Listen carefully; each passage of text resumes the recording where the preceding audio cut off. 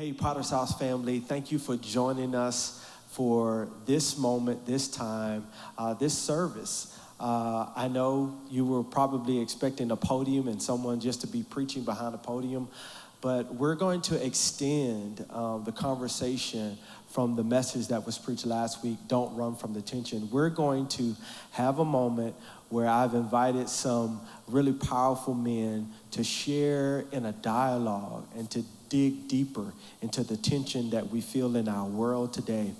And we're so glad that you've joined us today. We pray that something is going to be said and done to impact your life. So pull your chair up a little bit closer, turn the volume up just a little bit louder, because we're not running from the tension. Today, we're going to embrace the tension. Today, we're going to dig deeper in dialogue. And there's some areas that we're going to deal with that are relevant to the times that we're in right now to deal with tension. Now, these are not all the areas, but these are some of the areas, and we feel like it's really going to impact the lives of those that join us today. So I'm joined by some great men of our church, even family members here on this panel. And guys, we want your lives to be impacted by what we share today. So without further ado, last week I kind of talked about what a tension is. The tension is there has to be two opposable forces trying to pull something in different directions. And we see that, we feel it with political tension, with the racial tension, different perspectives about the coronavirus. Should our kids go back to school? Should they not go back to school? Should businesses open? Should we just shut everything down? There's so much tension in the air we breathe. No, but I really want us to dig a little bit deeper. And one of the first areas we want to unpack today for you is we want to talk about the tension about fatherlessness.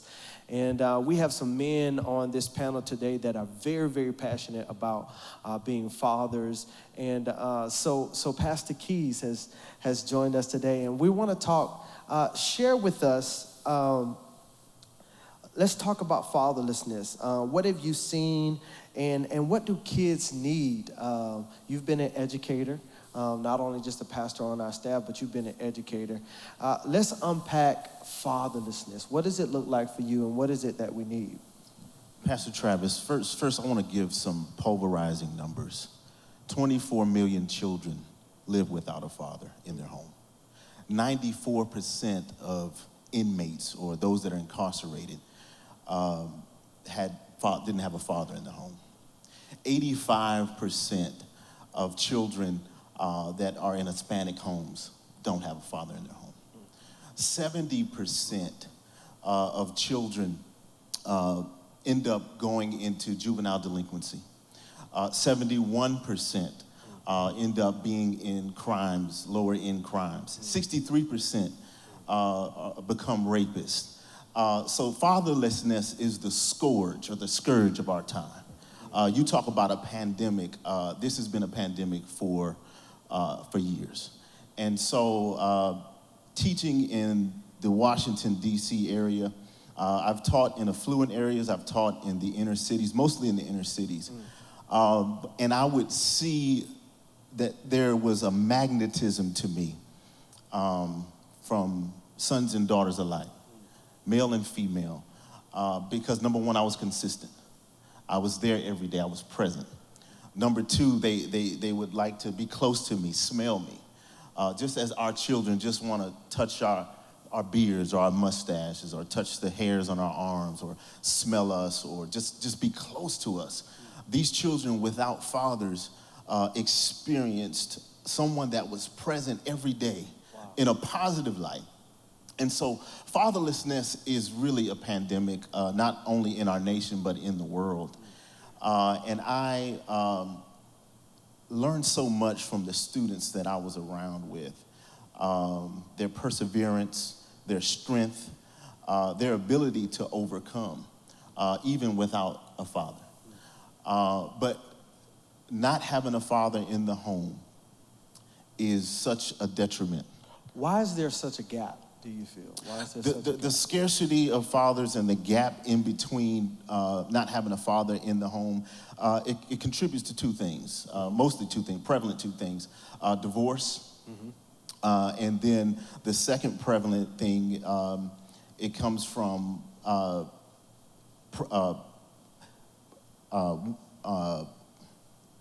what's the word? Unwed pregnancies. And so these two are the major contributors to fatherlessness. Poverty and then incarceration is next. But the first two, unwed pregnancies and divorce, are the main ones that, just from the data and research, have showed why fatherlessness is so prevalent in our nation and in our homes. The psychological trauma that occurs from children, from not knowing who their father is, or maybe their father was incarcerated or even transitioned early. We don't know what the situation is. And so it almost transfers into mental illness or mental health issues from not having a father. Wow. So thank you, Pastor Key. So Pastor Chris, what do you feel like? What do our children need? We've heard the numbers. We've just heard the numbers, and all of us on this panel are present fathers. What do our children need from us? They need to be put in timeout for about 23 hours out of the day. Let's just start. Hallelujah. I think, especially when you're talking about fatherlessness, it's very prevalent in the African American community. Yeah. And my story is, I was 20, going on 21 years old when I had Harmony. I'm in college. I didn't know what in the world I was going to do. I didn't know how to raise a kid, but I did know that I wasn't going to leave her alone. Wow. It's huge. So the first thing I think, as it speaks to father, you want to be present. You want to make sure you step up to the plate. Whether you know what to do, know all of the answers, this is my responsibility. And I refused to be a part of that statistic that I was going to be absent just because, I had her before, I got married. Yeah. And I made sure that I was always present. I never put the road before her.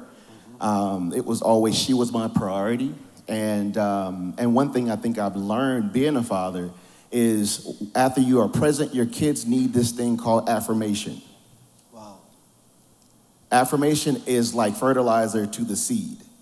And it's when you begin to affirm them. I would tell her at a young age, you are not a failure. Wow. You know what? You are more than enough. You will never have to look for a man to tell you that you are enough. Your daddy is telling you that you're enough. Wow. And I think we need to do that. We need to affirm our kids. We see it with this example in the Bible with, God and when Jesus is baptized, John baptizes him, he goes down, then it says the dove descended from heaven, and this was a voice from heaven spoken. It said this thing: "This is my beloved son." He could have stopped right there. "Son, I love you." Then he said, "In whom I am well pleased." Jesus has not performed his first miracle yet. So his father was pleased with him before he did anything. Wow. Hear ye him. He stepped in. He was activated to walk into his potential and his purpose. So as a father, I think affirmation is extremely important, to affirm our kids, to tell them that they are more than enough. I've told my boys since they was born, y'all know the story. Listen, you are a genius. You are a genius. You're not average. I don't care what the test scores say. I don't care what your teachers say. Your father's looking at you and telling you, you are a distribution of God taking place in the earth. Yeah. So walk with your head up. You're not going to be defined by this environment. Wow. I'm defining you. Wow. And I think that's important. You set your kids up to win whenever when they're walking with the affirmation that is their birthright. They don't have to earn it. You was born with it. Wow. Joe, do you? I think when we look at COVID and how it exacerbated underlying conditions, fatherlessness is one of those underlying untreated conditions that a lot of this racial tension and COVID has really heightened for us. It's illuminated for us the idea that without a young man understanding a voice of authority from a young age, that this voice of authority is not here to harm you, that this voice of authority is not here to break your manhood, that this voice of authority is not here to threaten you, then when we release our boys to become men and put them in scenarios where they have to be told to be quiet or told to be subdued, then there's this automatic resistance and there's this kickback in them because there's never been, for some of them, a present voice that has not also been harmful. And so we raise a generation that grows up without a father, someone to set safe boundaries, someone whom when they hit you, when I spank my son, I hug him every time thereafter. Yes, I spank Zach. You may see him running around and twirling, but believe me, that twirl and running and loudness has been checked by his parents at home. We've tried our best, but when that happens, I want him to know that there's some comfort. There's a rod and there's staff, but then there's comfort because this correction is being handled in a shape, in a format, in a context of love. And without that love, with the correction, with the authority, you raise a generation that is wild and rebellious, and they mature into adulthood without Chris's point about affirmation, still looking for who they are as a man. So now they have adult body parts and adult responsibility. They're seen societally as an adult, but they have not been equipped with the tools to understand what the voice of authority means, to understand what a voice of affirmation means. And so they try to define their affirmation by music videos, or they try to define their affirmation by society or their peers, or wrong influences shape their perception of self. And so when they're engaged in culture, we raise a bunch of men who were raised by mothers where single motherhood was incentivized and fatherhood was marginalized. Wow. What do you mean by that? I'm saying that there in my community where I'm from, a single mother could qualify for housing assistance in such a low price if she was there by herself. So systematically, her singleness was incentivized. The minute she moved a man into the house, the whole bracket of how she was able to pay for housing, a requirement, a necessity of life, it changed dramatically. And so we have seen fathers pushed away from children because if parents and families were to survive, their single motherness was incentivized. They could get more food stamps if they didn't have a man in the house. They could get better housing for their children if they didn't have a man in the home. And so we watch this generation of men be raised without a father. Then we release them on the world and we tell them, don't resist. Don't resist arrest. Don't resist the culture. Don't resist someone telling you to do the wrong thing. Don't resist, but you've learned how to live in this world where you have not been affirmed. And so I've seen adult men in their early 20s not be able to make the turn into adulthood because there's so many steps missing in those interim moments where they should have been able to enjoy a childhood or should have been able to play catch with their father or should have been able to be mentored by a teacher or by a man at the boys club. And so now they're becoming something that they've never seen. They're becoming a dad, but they're having to be something that they've never felt, which is almost impossible. That's called tension. And I think the tension is you've never seen it modeled in front of you. Yeah. So how can I emulate something that I haven't seen being modeled? How can I give my children? Yeah. How can I give my children something that I've never received, which feels like torture, right? Yes. Because you're giving your child a better childhood than you've ever had. And that tension it's prevalent in all communities, but in the African American community, we have a lot of first generation dads, not fathers or people who provided seed, but we have a lot of first generation of men who are staying at home with their wives. Yeah, and you know, one of the things you made me, we can't talk about fathers or fatherlessness and me not think of my dad, and I think I can't remember who I said it to, but it was just the smell of his cologne. It was just to see him in a shirt and tie that gave me a picture of him now that gives me a certain level of confidence that I can be who I am. Like, more importantly, I have learned more about living watching him die. And watching how he dealt with death has taught me how to enjoy how to live.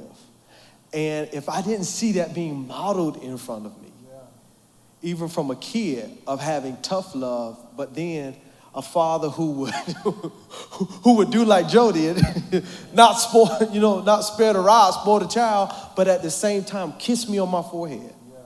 I mean, flying to Dallas, every time he would leave Dallas, they would be wheeling him through the airport in a wheelchair, and he would say, "Hey, boy, come here, reach down."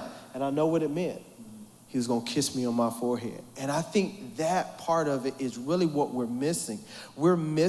I think there's a part of fatherhood, it kind of gets grouped in with women being nurturers, but I think there is a part of fatherhood that is supposed to nurture the man that you're becoming. It's not to make you soft. It's not to make you, not be tough.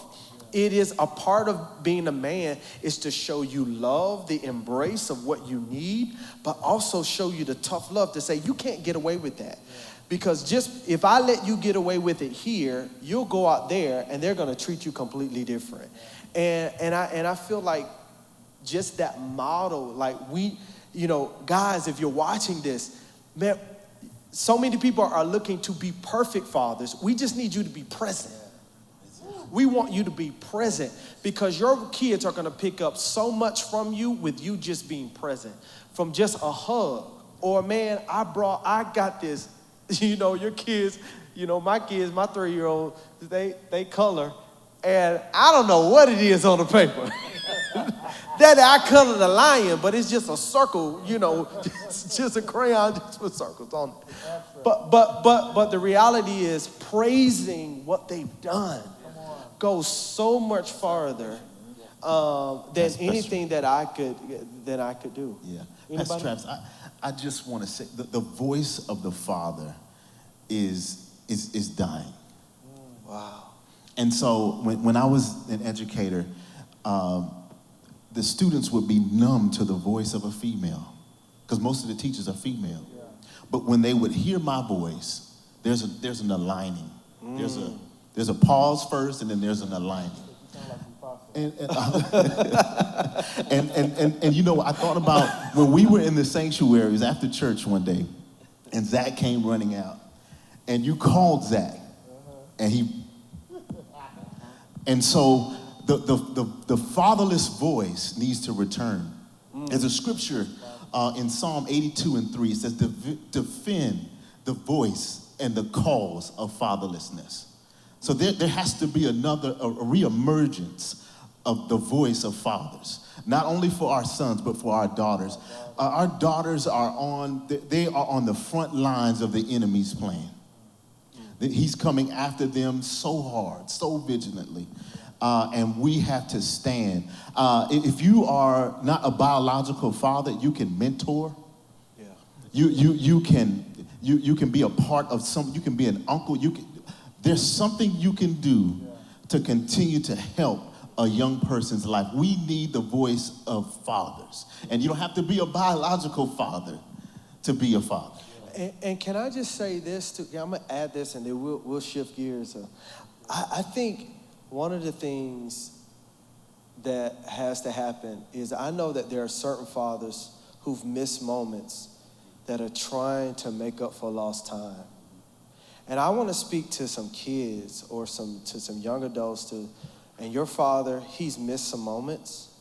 But I want to tell you that if he's trying to make up for lost time, have a little bit of grace. Yeah. That the voice of the Father is not here to harm you. Maybe his voice, maybe his presence is here to help you. Yeah. And I just want you to pray. I want you to be open. Even if it's a latter part of your life, even if you didn't know who your father was, until now, or however, because we have complicated scenarios in our society. But if a father is being honest and really wants to be in your life, I would just urge you, whether it be a stepfather or your biological father, whomever it is, I would just say extend just a little bit of grace to him. Yeah. Statistically, every student needs 5 positive role models, is what we tell our servant leaders. And like you were talking about mentoring, there's a lot of students, even here in the church, that don't have their parents around. And I encourage all of our male small group leaders to be that. You can't be the person's dad, but you can be a voice. You can be a voice that they will listen to, that they will respect. And a lot of times it's not always talking, it's modeling, right? And modeling matters. I love that. And that's what I love about our student ministry here, is that we have people that, it takes a village, right? And parents can't do it on their own, but imagine the impact of 2 different voices or even 3 different voices, but they're saying the same thing. Right. Imagine the impact that is happening in the lives of students. And I just would encourage, if you're a part of this ministry, we need male volunteers to step up and to be that voice, to model what it is to be a man of God, a husband, a father. Maybe they've never had that experience. They don't know what a dad looks like other than the Cosby Show or whatever they see on TV. That's what they get. But listen, you can be a voice for this next generation. Wow. Thank you so much, Phil. I just got one more thing, and I'll be quick with this. When Pastor Travers was talking about having grace for a returning father, I think we also, as fathers, have to have grace for their anger. Yeah. You're the man, you have the hard job. And if they're disappointed in you, you cannot extend your absenteeism any longer by saying, well, they don't like me anyway. You have to do the hard job. If that means that you got to listen to them cry, if you have to listen to them tell you how hard their mom worked and they praising Granny and praising Uncle Bobo for being there and you weren't, you have to do that. But when I have had to deal with fathers that are returning into their children's lives, I've literally told them, and this is the advice that I don't know where it came from, it just dropped down. I was helping one of my friends deal with his baby's mother, his son's mother.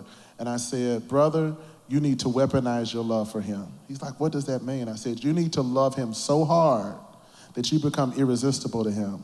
That even though he doesn't trust you now and doesn't want to be around you today, extend so much grace and love to him that he can't help but want to be around you. Wow. So if you've been that dad, and wasn't even designed to be this much fatherhood on this panel, but if you've been that dad that has been absent, you have to take it, own it, and then weaponize your love so that you can move forward. Wow, that's amazing.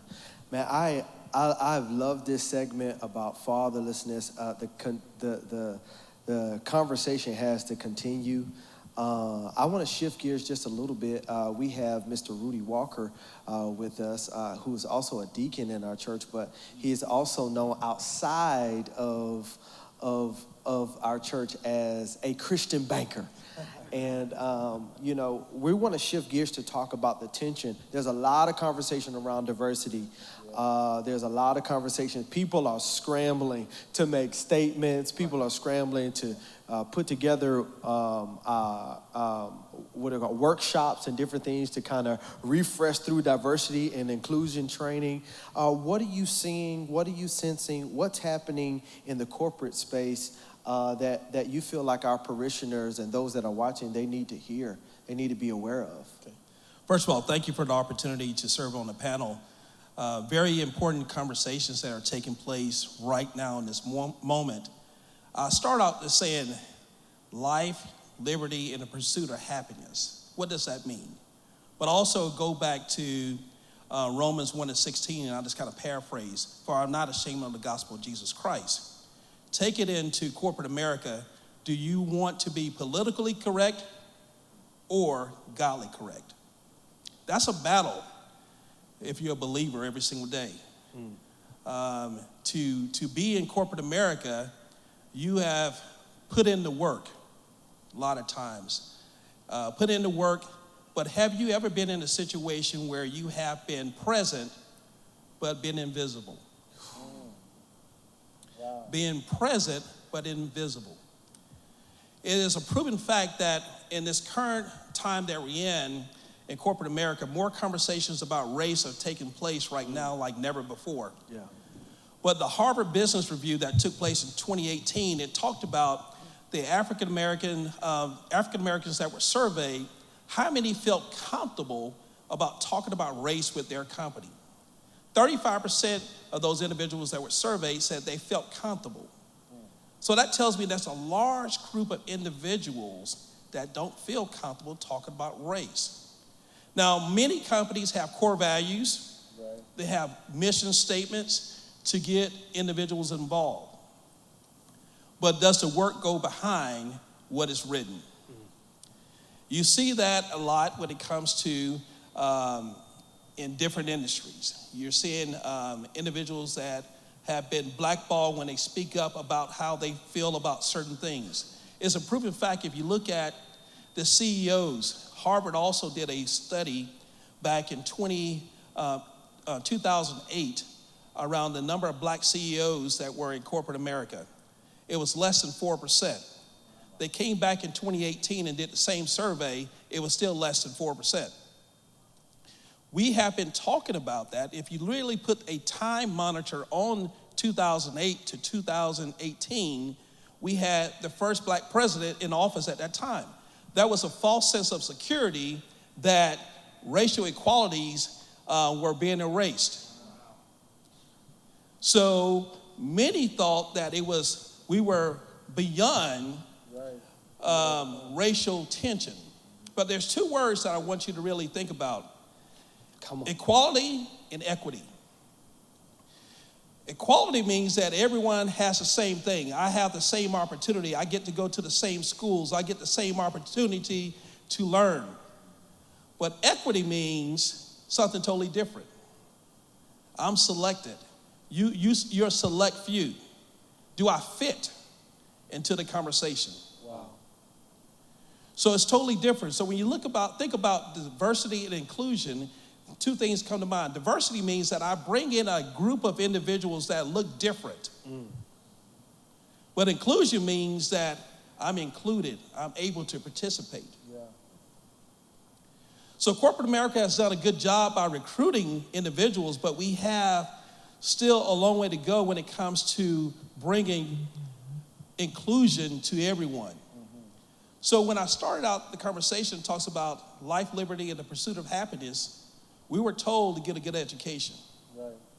We were told to make the right choices. We were told to do all the right things in order to get a shot. A shot. Right. Not the opportunity, just a shot. A chance. And then what happens when you don't get that chance? Wow. So at that point, you have individuals that have been in corporate America for many, many years, and they're concerned. They're concerned. So a few weeks ago, we had the situation that occurred with George Floyd. And there was it hit the boiling point.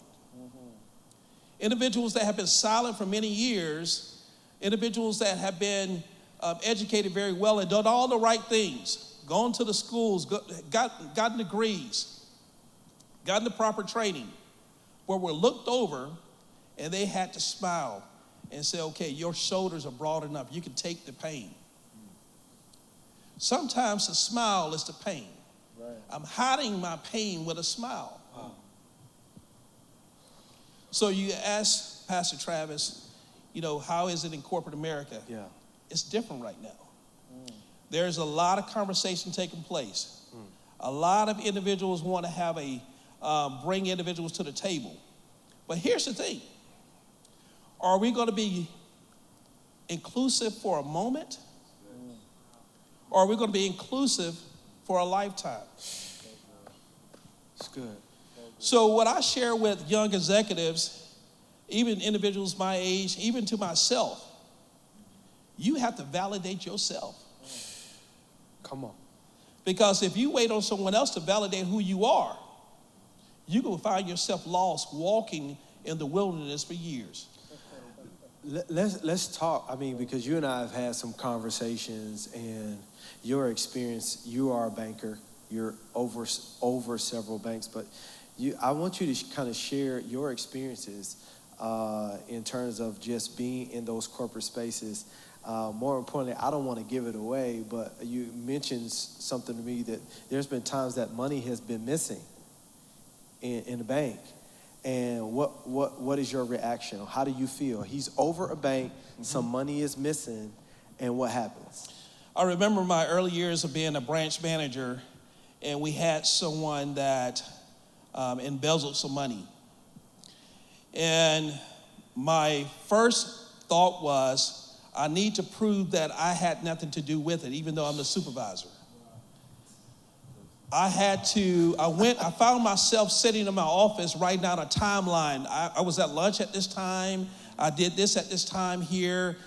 This person was here. Let's look at the film footage and things like that to prove that I was innocent. Wow. I remember sitting down with the corporate security officer, and he was asking, why are you giving me this information? Well, that's how I've been programmed all my life. That's my life. Wow. To talk about, I have to prove myself innocent because I am presumed guilty.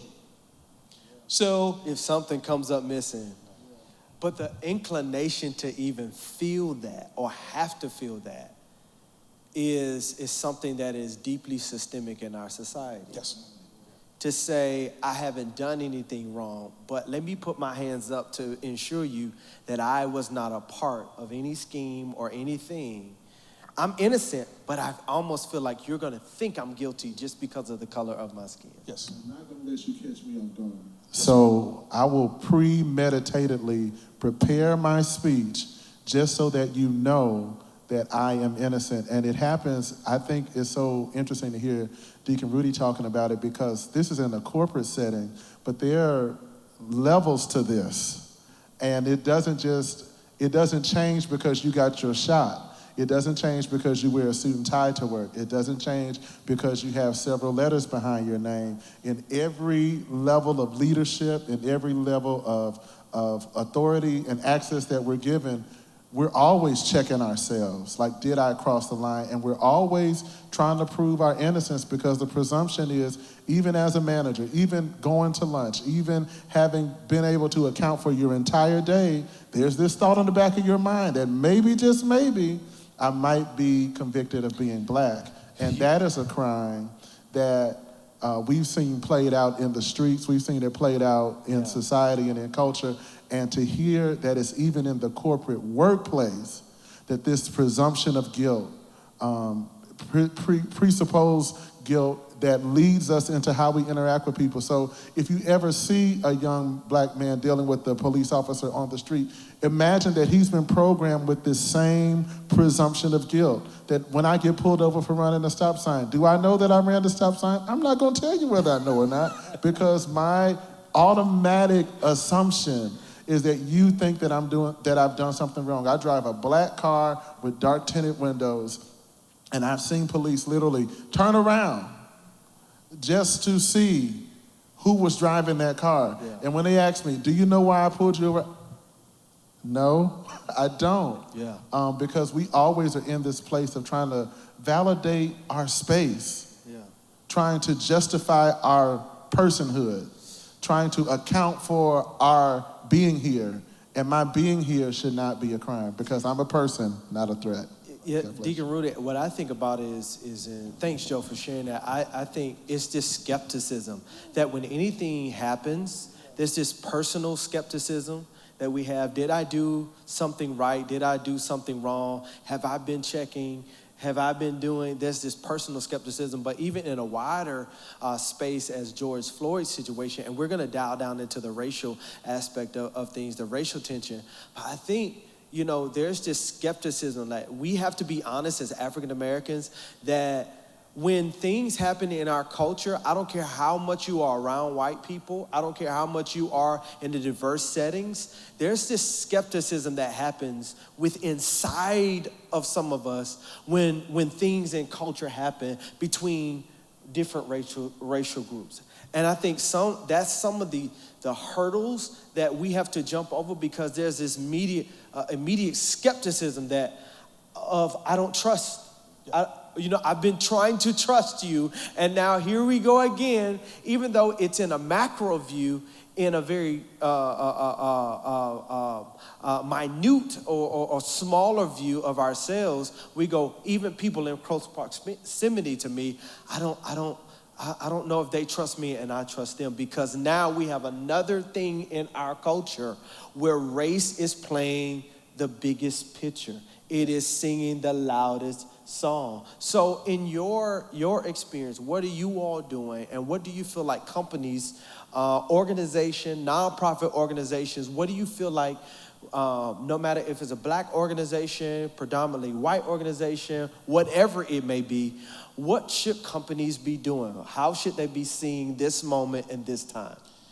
That's a very good question. I think one of the most important things is to lean into discomfort.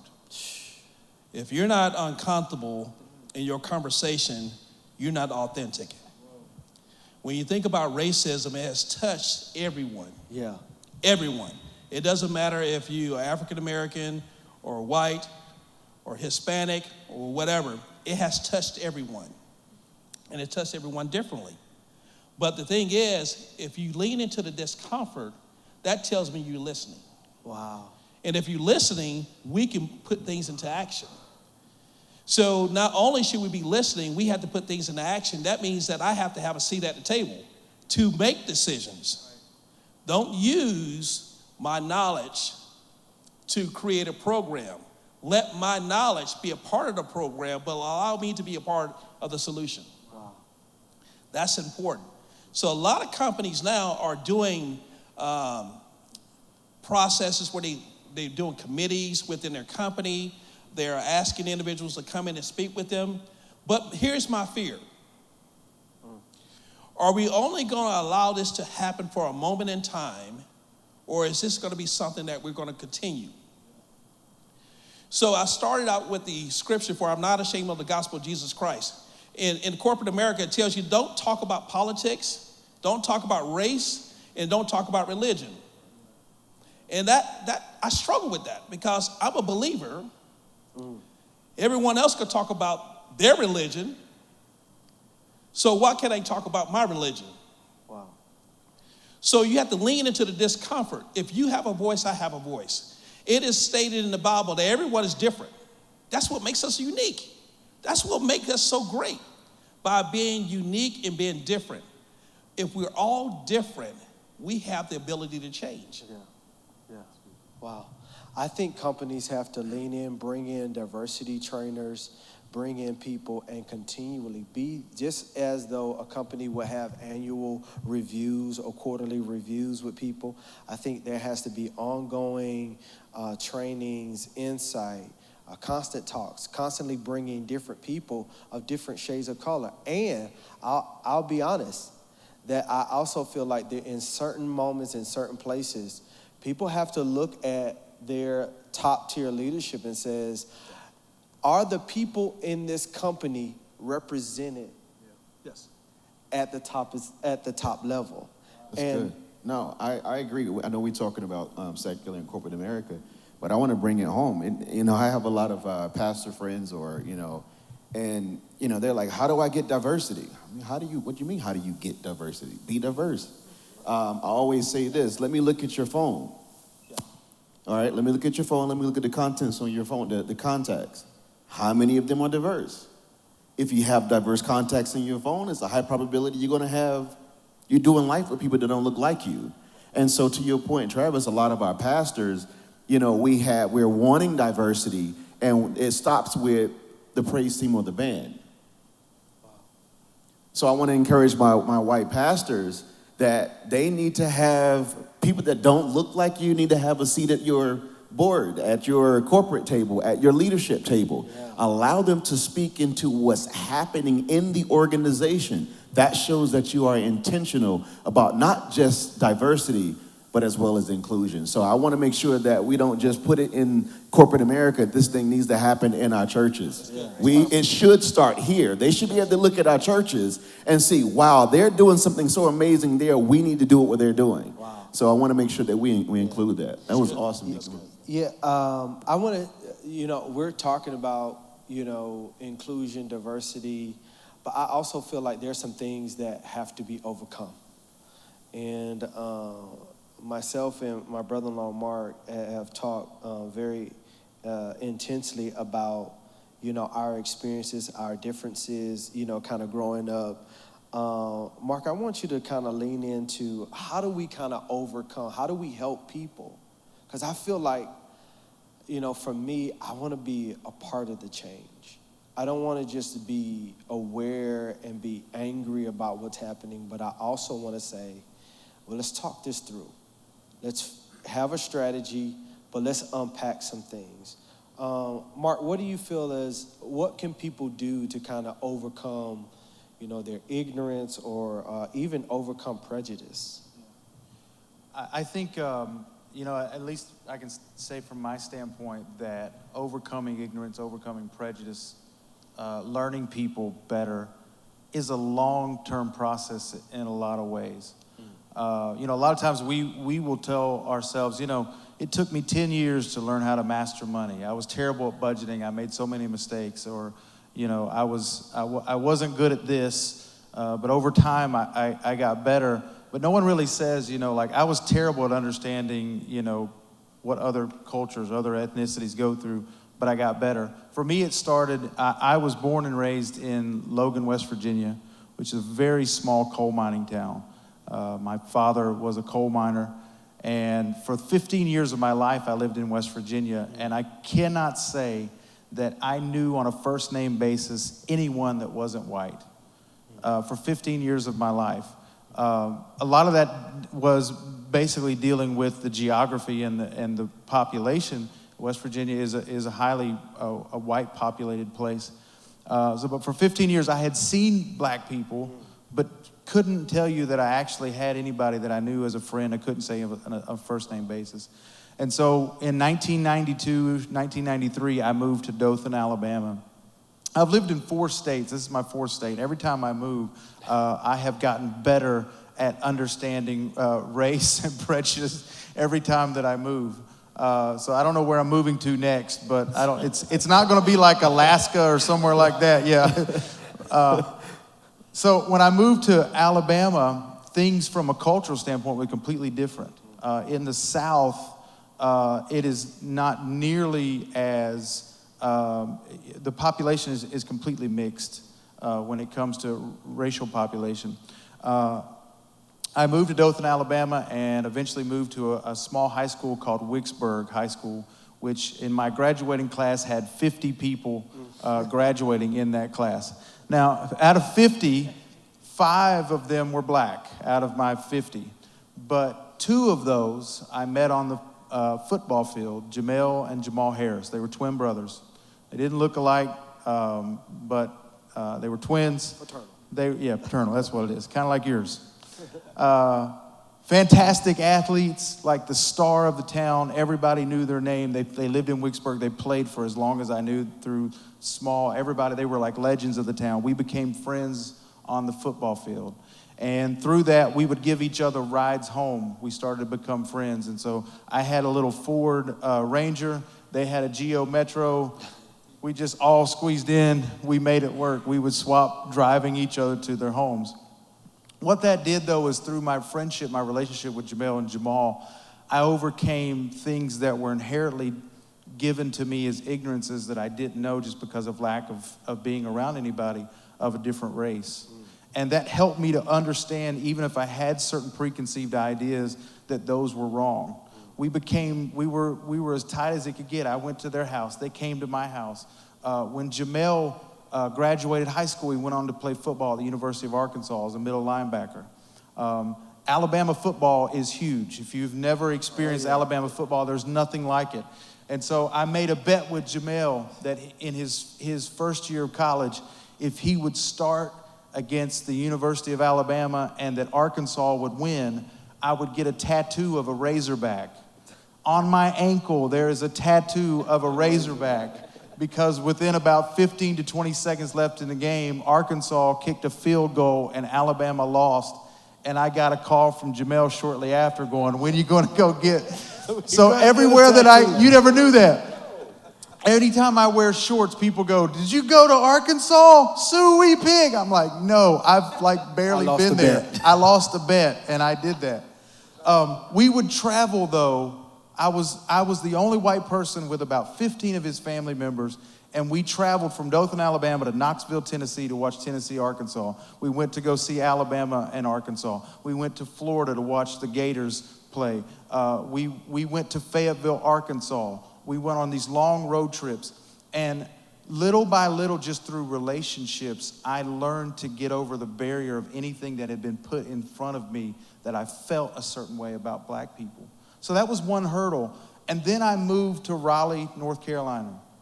And I moved to Raleigh, I moved to Hickory, and then eventually Raleigh, I got married to Atlanta. Before I did, I moved in with Chris for like 2 or 3 months. Oh, snap. Me and Chris were roommates.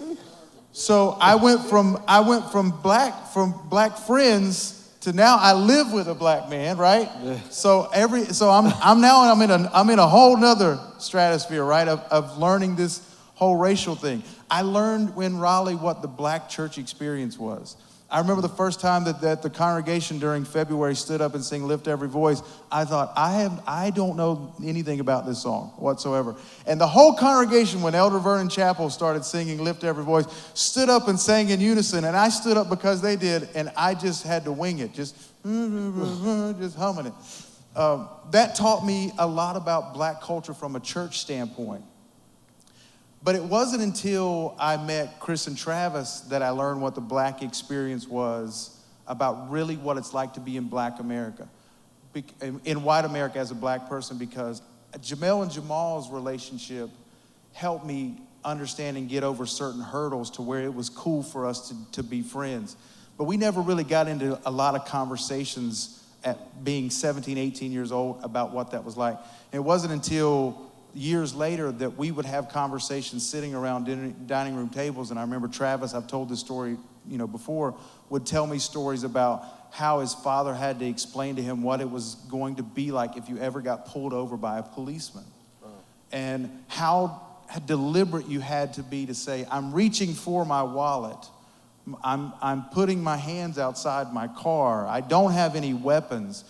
I never had anything remotely close told to me by my mom. She said, listen, you're 16. Don't be an idiot. Don't get a ticket. I'm not picking you up from jail.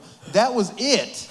That was the discussion. Wow. And so through conversations with the both of you, I started really learning about what it's like to be black in America. And every time I learn something different, there's a level of repentance that has to come as far as I'm concerned, because I say, God, I didn't know that. I'm sorry that I've either been a part of that, I've been complicit, I've not said anything. Yeah. And so it's through those conversations that I've been able to learn more about what it's like to be black in America. And so for me, how do we overcome? I feel like that the first thing that we have to do is realize that there is sometimes a longer process, but we have to be committed to that process.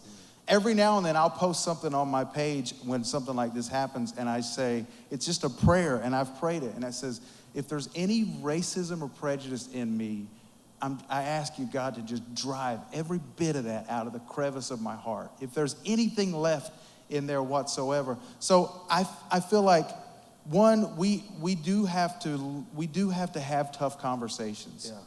Especially to the people that are listening to us. I've put out a couple posts the last couple of days, and I've titled them, To the White Delegation. To whoever the white delegation that still follows me, I will find videos that help me. And because you ever learned something new and you wanted people to know what you just learned? All the time. All the time. Travis will send me, he'll probably send all of us 50 million texts. You got to see this podcast, this video. This is what I'm learning. Like, no one learns like this man here. But for me, when I hear someone like Tony Evans say on our Faith and Prejudice video the other day that was playing, and he says, a lot of people are having a debate about Black Lives Matter, the entity. And he said, we cannot let the emphasis of Black Lives Matter be diminished by the entity of Black Lives Matter just because we don't agree with all of the tenets that they have.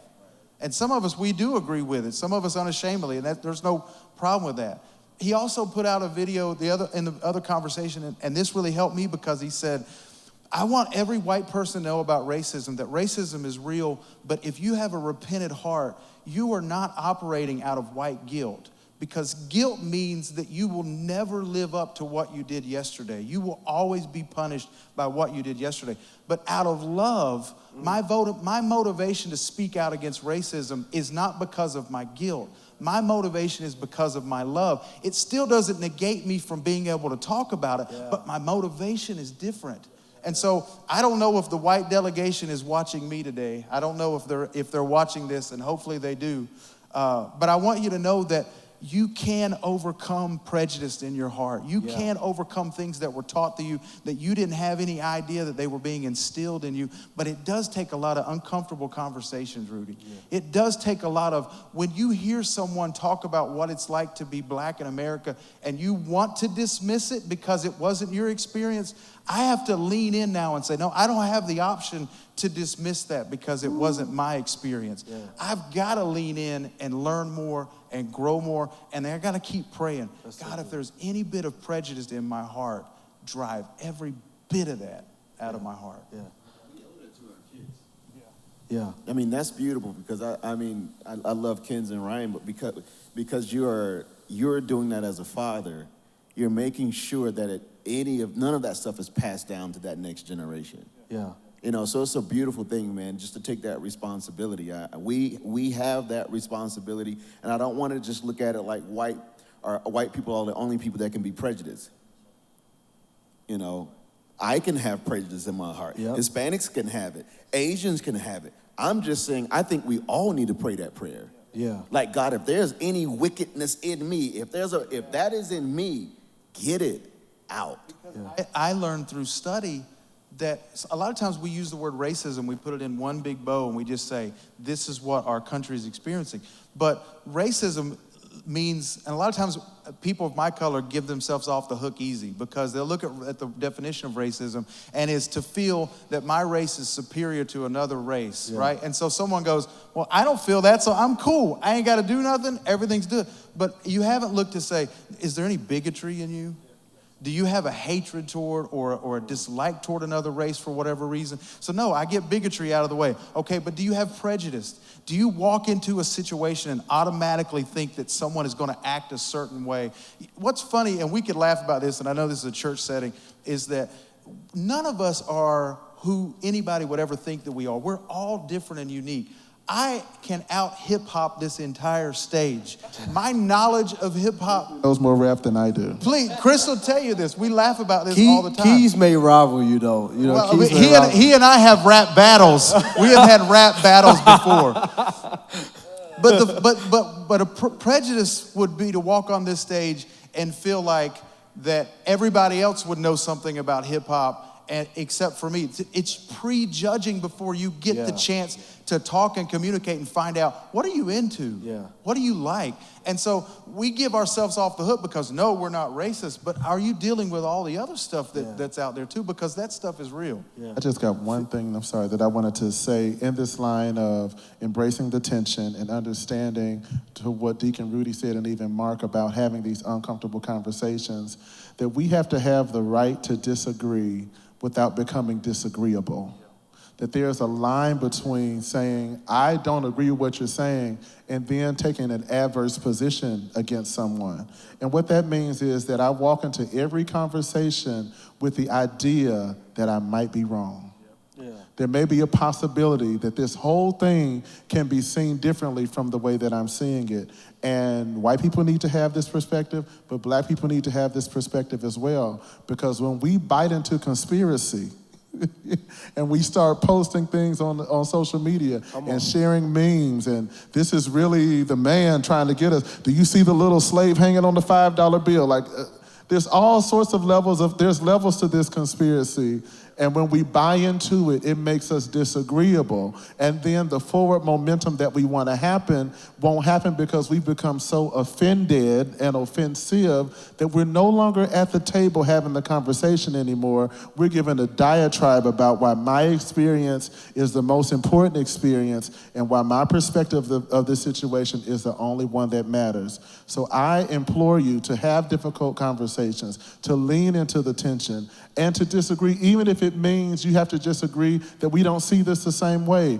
But you cannot afford to take in your heart a seed of disagreeableness, a person that says, I will not agree with you no matter what you say. And no matter what you do, it's not enough because you don't understand my pain and you don't understand my adversity and you don't understand what it was for me to go to college and have to. No, I don't understand everything that you've gone through, but help me understand it. And I won't understand it by you just screaming at me. And so we have to position ourselves in a place to leaning into the tension means that I'm letting go of the idea that only my way is the right way, and that I'm embracing the possibility that someone else's experience may add to my life. I had white friends before. I told you all before that I grew up in an all-black community. I joined a Kojic church in college, and the minister of music was white. And he was married to a white woman. And they invited me to their house. And I became a godfather to their son. Little did I know that God was sowing a seed in my life that I would eventually join a church that was led by a white pastor and a white bishop. And I would be engrafted into a family that embraced me as their own. There have been times when we've had to have conversations where I've had to say, but can you see how this could possibly be seen another way? And I would only have license to offer my perspective if I had first pulled my chair to the table and listened to the perspective of others. Yeah. And so I'm encouraging everyone to lean into this tension. Be awkward, be uncomfortable, squirm in your chair, fight yourself that everything that you knew as a child and the things your experience was not. I grew up in a two-parent home, so when my friends tell me about growing up in a single-parent home, I don't completely understand the context, but that doesn't mean that I can make their experience irrelevant. Right. I have decided that even if I disagree, that I won't be disagreeable. Man, that's so good. Mark, to you and Chris and to Joe, that was so good. Phil, how do we lean into those uncomfortable conversations? It's interesting that I'm getting this question because many of you that know me know that I don't like chaos. I'm not a confrontational person. But over the last couple of years, I've really had to lean in this and sharpen this tool in my leadership. Several years ago, I had a co-laborer, right? And whenever there was a situation or a conversation that we had to have, okay, we got to have this conversation, which means by we, that means you, all right? So, and not only did it happen here, but it happened at home as well. Wow. So when it was time for my daughter Alexis to get a verbal or a spanking, because we do that in 2020, I had to go to my wife and say, okay, babe, like you're gonna have to talk to Lexi. You're gonna have to talk to her. So leaning in this conversation, because here's a misconception. Not all conversation leads to confrontation. Wow. Yeah. Wow. Right? Like we can have a conversation and we can disagree and we can walk away and say, I just don't see your point. You're not going to see my point. But hey, Godspeed. You know what I'm saying? Not all conversation leads to confrontation. And I think we need to go into this conversation slow to speak, but quick to listen is what the Bible says. The Bible says to be wise as serpents, but gentle as doves. I've been in some conversations where people are at the edge of the seat. I got something to say. But it's like sometimes you just got to sit back and just listen, soak it in. Yeah. Listen. And because I think listening is a lost art. Like we want to be heard. We want to say the cliche things. We want people to retweet what we're saying. But listen, sometimes we just got to stop and listen. Because you know what? The person that talks the most doesn't always come off the way they think in their head that they're coming off. Yeah. Like, I know what I'm talking about, so listen here. You know what I'm saying? You're not coming off that way. You're coming off very arrogant and probably turning people off from listening to you, period. Right? So I think it's being able to listen, right? And then say what you need to say. You know, when there's an opportunity for you to say something and just leave it there. And it may rub people the wrong way, but like we can't live in a culture any longer where I'm afraid to say what I need to say because my mom told me a long time ago, we have what we allow. Right? And as long as we're not going to have this conversation, Pastor Chris, we're sweeping it under the rug, which we all know that it's not clean. It's hidden, but it's not clean. But it's going to come out later. Yeah. And so instead of hiding it under the rug, let's talk about it. Let's talk. And here's the thing. I get kind of nervous when, I don't know why I do it. Pastor Joseph points this out all the time. Why do I get a microphone and I'm yelling? It's a microphone and I don't have to yell. But listen, I grew up in a home where there wasn't a lot of raising of the voice. Judgment thing. There wasn't a lot of yelling, but as detrimental as being in a home with a bunch of yelling, even silence is detrimental. I learned from my dad and how he would handle situations where he would just shut down completely. Wow. Just shut down. Like literally, my mom is like having a conversation, just raising a couple of decibels, and then because that's how Spanish mothers speak. They're just natural, speaking loud. Okay. Did you give us an example? No, just kidding. Hey, Mom. They're having the conversation, and my dad just completely shuts down. And I found myself doing the exact same thing. Wow. Shutting down. And so I think almost as important as what you say, it's how you say it. Yeah. I think we all need to come from a place of love. I look at it now. I don't look forward to having those conversations, but I don't shy away from them because it's an opportunity to bring correction, but also bring into alignment, to let this person know, hey, I see you, and I'm pointing this thing out, but I see so many different things that you are doing right. I don't want you to stop doing what you're doing right. I want to just bring a little bit of correction and do everything with love, but don't shy away from the conversation. Have the conversations because it's so necessary, especially during this time, and don't let the conversation stop. That's what I mean. We've had these conversations before, and they just kind of simmer down and they die down. But consistency creates culture. And so we have to be consistent in our approach, not only just by what we say, but in our actions as well. Just be consistent. Wow, Phil, that's powerful. I think one line Phil, man. You got a lot of good one lines. Right? Yeah. What's your cash app, man? What's your cash app? Like the dollar sound, Dr. D-O-C-T-A, Phil. Okay. It really is though Phil, that's powerful because I feel like that's applicable in every area of our lives. And there are some habits that we have to shake because you can be raised in an environment where everyone thinks you're right, but you can arrive in a situation where you're wrong and still think you're right.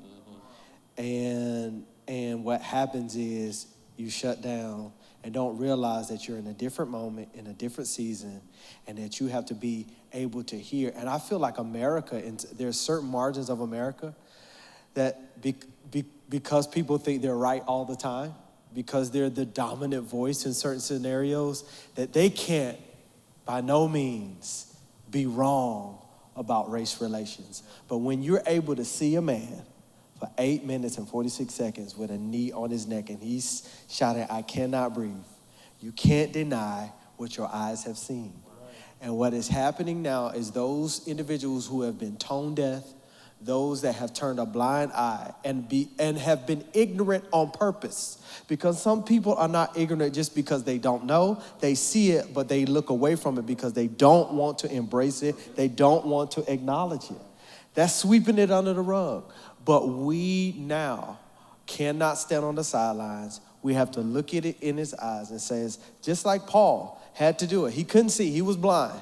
He had to walk Even though he had to walk by faith, he had to walk by what he heard, and Ananias had to step into something uncomfortable and say, I know what I heard about Paul, but I'm going to embrace this moment, and I'm going to walk into the uncomfortable anyway, because I know that something is about to change. And what I'm so grateful for, and I don't know about you, but I'm so grateful that we have a pastor, Pastor Sheryl Brady, and Bishop Joby Brady, and a founder, Bishop T.D. Jakes, and First Lady Sarita Jakes, and all the other campuses. But more importantly, our pastor, Pastor Sheryl Brady, who has not silenced her voice.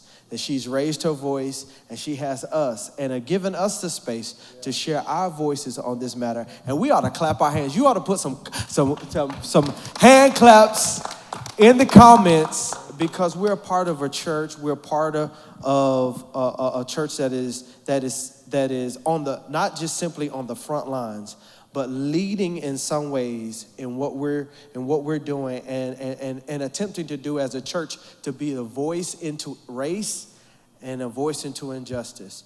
Hey, there's something that we want you to see. There's something exciting that we've been working on as a staff, working on as a church, that we want you to be a part of. And this video that we're about to show you is going to give you a glimpse into this big announcement, this thing that we're going to be leading in. So take a look. The key to fixing it is right here in our local churches. And if local churches will come together, and if we will pray, and we will unite together, and we will say we don't just worship together, but we live together, and we do life together. And when you hurt my brother, you have hurt me. And I'm telling you, the reason the enemy is fighting like he is fighting in our nation is because we are getting ready to connect on a level that we've never connected on. We are about to put enemies that have been over our head underneath our feet. The only way that change happens, especially when it comes to racial identity, is that white folks have to breach the system. They have to say, this is not okay. In a society that's pulled apart, that's more divided and more polarized and more hate-filled every day, God has called you and he has called me to be a reconciler. I believe that what we saw with Mr. Floyd and that the Caucasian, the officer that was on him, it was a true depiction of what black people have been trying to do for centuries. Just get off of me. I'm crying out. I'm crying out through the civil rights movement. Get up off of me. I'm equal. It was a perfect metaphor that America was forced to look at. We gotta be our brother's keeper. We gotta refuse to be prejudiced. We gotta refuse to allow what divides us to be what greater than unites us. Stand up for people.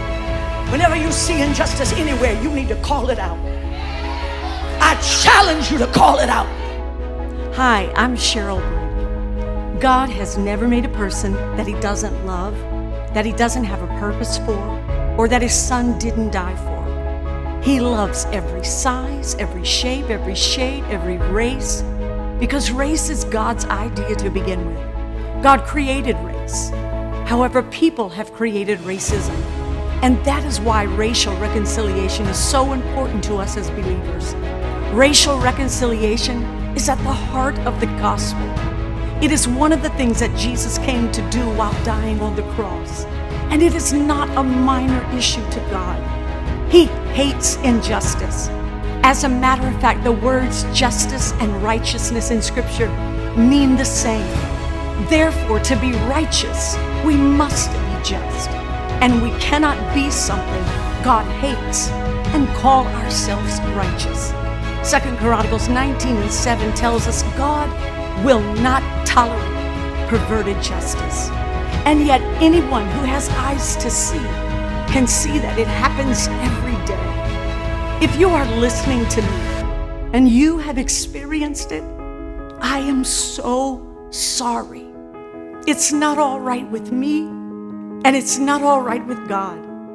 To those of you who are believers, it is time for us to go beyond merely having conversations and begin to do the critical, necessary work to bring about systemic change.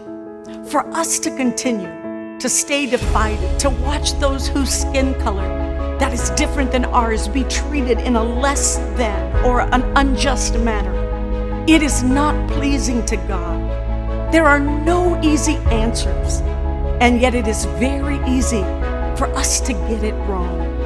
So as a disclaimer today, let me say, if I get it wrong, please forgive me, because with all of my heart, I want to get it right, because it's personal to me. I have spent 40 years of my life in the African American church. They loved me. They embraced me. They fed me. They taught me to praise. They taught me to give sacrificially. And they made room for me at the table. And on countless occasions, it was their hands that wiped the tears from these blue eyes when I felt rejected by my very own. So yes, it is personal to me. For 30 years, my family and I have been submitted to one of the greatest black leaders God ever made. His name is Bishop T.D. Jakes. So yes, it is personal to me. 2 of my 3 son-in-laws are black. 7 of my 9 grandchildren are biracial. So yes, it's personal to me. The church I pastor is 90% African American men, women, boys, and girls. So it's personal to me. The Potter's House North has been doing the work since our very inception to fight against the spirit of racism and injustice. As a matter of fact, I wouldn't want to pastor a church that wouldn't take a stand against racism. Ahmaud Arbery, Breonna Taylor, George Floyd, and many other people no longer have a voice. But because we do, we have to speak out. We're committed to being a part of the solution, and we are asking you to do the same. Please join the conversation at tphnd.org/race.